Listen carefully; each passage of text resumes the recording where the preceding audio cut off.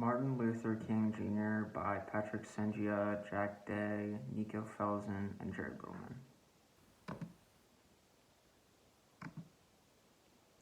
Biography/background.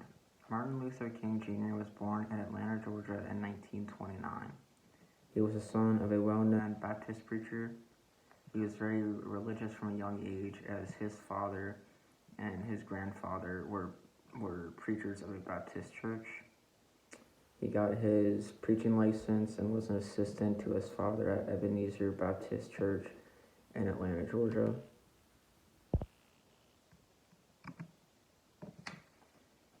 Family.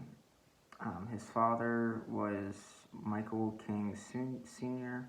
His mother was Alberta King. His younger brother was A.D. King. His older sister was Christine King Ferris. Martin Luther King Jr. had 4 kids, and their names were Yolanda King, Martin Luther King III, Dexter Scott King, and Bernice King.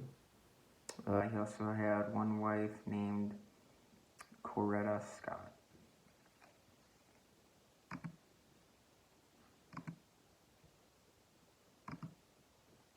Early life. Home church. Ebenezer Baptist Church in Atlanta, Georgia. He grew up very, very religious, as like I said, his father and grandfather were preachers at a Baptist church. He always wanted to become a pastor like his father and grandfather. And here's a little story. He became friends with a white boy. His father ran a shop nearby, and the two of them were not allowed to be friends because of racial reasons. And then he watched as his father would not stand for segregation, like not buying shoes from a segregated shoe store. And then when he was in high school, he later found a love for public speaking and joined his high school debate team. And also during high school, he later discovered that he did not find the things that his father was preaching relatable, as there was a huge gap in age between the two of them. And then college life. He was enrolled at Morehouse College at the young age of 15. Before he started, he got to go to an integrated farm in the north where he wrote to his father that the white people were nice and that they could go wherever they wanted to go. And then Martin Luther King Jr. was always smarter than his peers. It didn't matter if they were white or black. He was just smarter than them. He worked a 10-hour day to earn about $4 per day. And all of the money that he earned went on to pay for his tuition. Biography/background continued. Segregation in America, protests and sit-ins.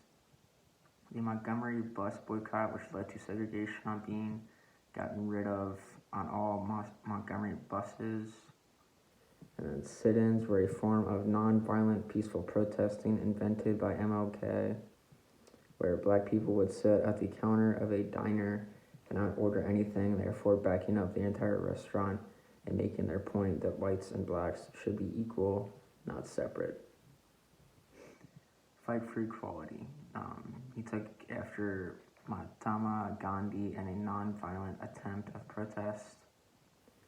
And then for speeches, the I Have a Dream speech is one of the greatest speeches in American history. So is the speech that we'll talk about later, which is I Have Been to the Mountaintop. And then MLK knew that his dream of equality would not happen during his lifetime, but that didn't really matter to him. He fought for the future generations of black people. Then the theological virtue of faith. He studied at the Crozier Theological Seminary in Chester, Penn. He was heavily influenced by Walter Hauschenbusch while at the seminary. He believes that for Christianity to be a truly living religion, it must actively seek to bring about the kingdom of God here on earth. So basically, like, everybody should be equal no matter of their skin color.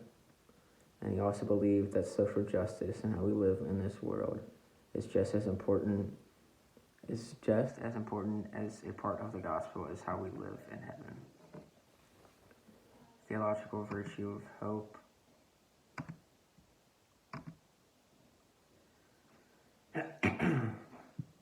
Martin Luther King Jr. is motivated by the plight of African Americans here in this country at this time and the injustices he was seeing.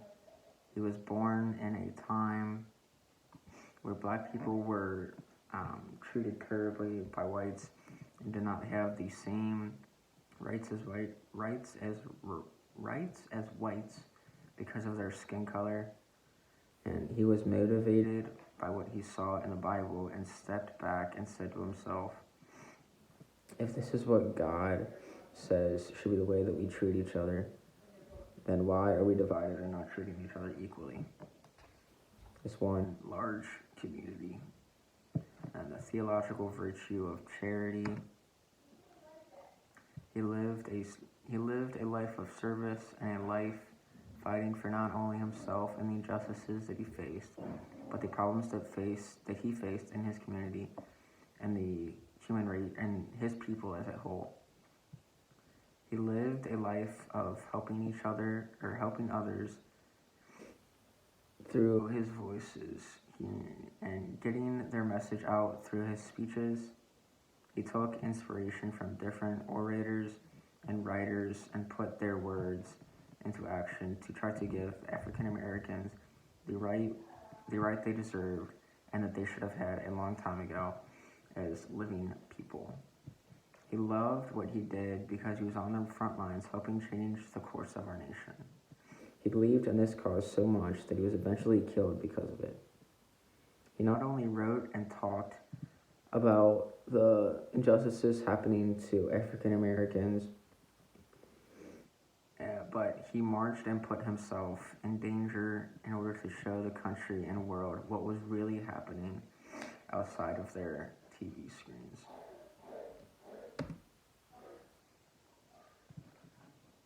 Impact of God.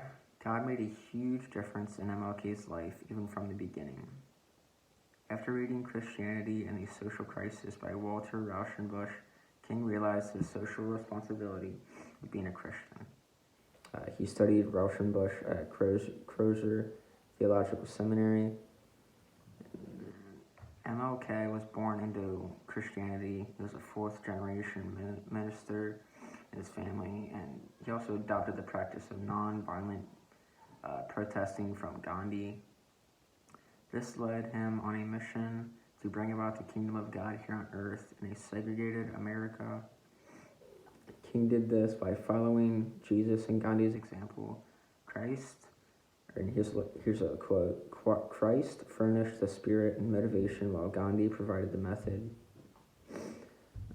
Mirrored nonviolent resistance of Gandhi, who practiced the Christian notion of agape, loving unconditionally, or God's love. Agape is the love of God operating in the human heart. Agape is disinterested love. It is a love in which the individual seeks not only his own good, but the good of his neighbor and all of his people.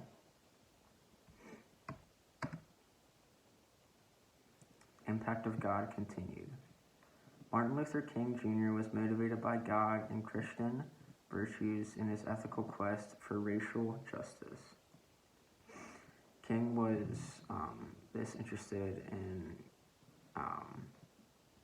his quest for racial justice to continue this until the end of his life. He saw all people as brothers and sisters because we all have the same Father in heaven. To eliminate division, he set out on his nonviolent campaign, starting with the Montgomery bus boycott and eventually his martyrdom. King's main goal to eliminate division set him out on his nonviolent campaign, started with the Montgomery bus boycott and eventually his martyrdom, as seen in the day after his I've Been to the Mountaintop speech. And then here is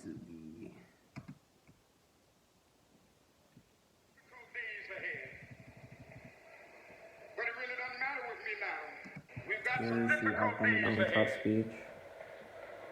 But it really doesn't matter with me now because I've been to the mountaintop. I don't mind.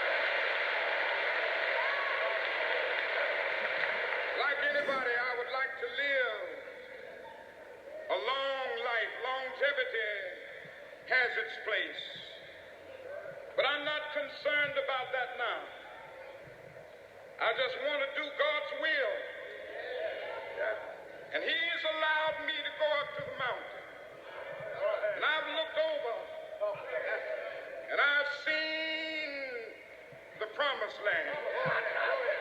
I may not get there with you, but I want you to know tonight that we as a people will get to the promised land.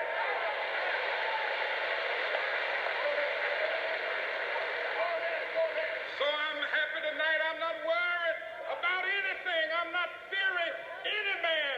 Mine eyes have seen the glory of the coming of the Lord.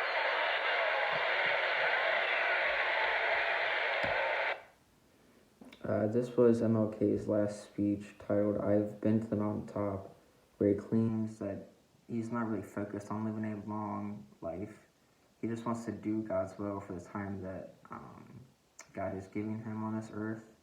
And then through this, MLK demonstrates the theological virtue of charity by living out and doing God's will. Thank you.